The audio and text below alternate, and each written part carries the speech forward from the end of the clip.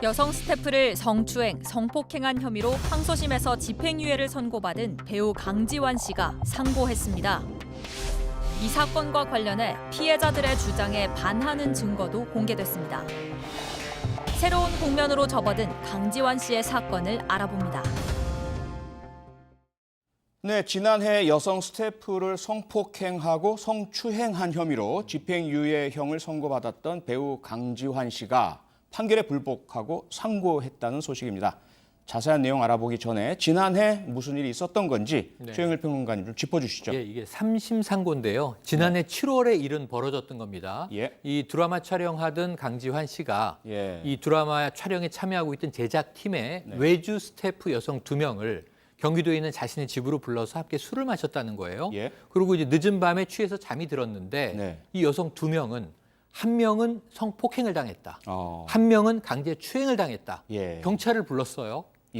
그 결과 이제 강지환 씨는 만취해 있는 상태에서 이 조사를 받게 됐는데 그 결과는 이 법정에서 1심에서도 한 명에게는 준강간이 인정됐고 한 명에게는 추행이 인정이 된 겁니다. 근데 이 준강간은 본인이 인정을 했었어요. 그 추행은 일부 부인을 했었어요. 그럼에도 불구하고 1심 법정은 다 인정. 그래서 2년 6개월 징역에 집행유예 3년이었거든요. 2심에서도 원심과 똑같이 확정이 났는데 여기에 대해서 3심에 상고를 한 겁니다. 네, 그런데 김경진 변호사 왜 상고한 거죠? 이유가 뭡니까? 지금 언론에 나온 상고 이유를 가지고 보면 첫째 강지환 씨 자택에 CCTV가 있었는데 이 CCTV를 가지고 보면 특별히 강지환 씨가 뭔가 범행을 한 내용이 흔적이 보이지 않고 오히려 강지환 씨가 중간에 낮술을 먹다가 술에 떨어지니까 피해자들이 강지환 씨를 이렇게 둘이 부축을 해가지고 이게 잠을 재우러 이제 잠잘 수 있는 장소로 데리고 갔고 또 그 이전에는 보면 피해자 한 분하고 강지환 씨가 제 집안에 있는 수영장에서 수영을 하기도 한 장면이 CCTV에 찍혀 있기도 하고. 그다음에 이제 DNA 유전자 분석을 해보면 준강간 피해자의 신체에서 강지환 씨의 유전자가 발견되지 않았다는 점.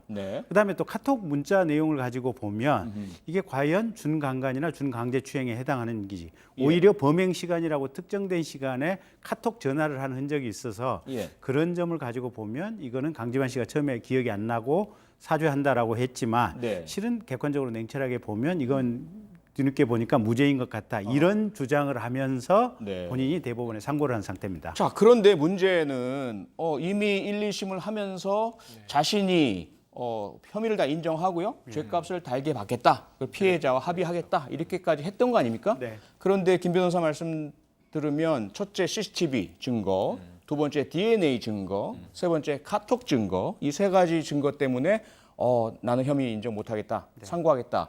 근데 이게 갑자기 나올 수 있는 증거인가요? 원래 1, 2심 때도 다 확보됐던 증거 아닌가요? 그러니까 이게 지금 진행되는 것을 지켜봐야 되는 게 상고장 내용만 가지고 보면 강지환 씨 주장이 그럴듯하지만 피해자들 얘기에 의하면 어쨌든 카톡 내용은 자신들이 제출을 쭉 했고 아마 카톡 내용 전부가 처음부터 그때까지가 다 제출은 안 된 것 같습니다.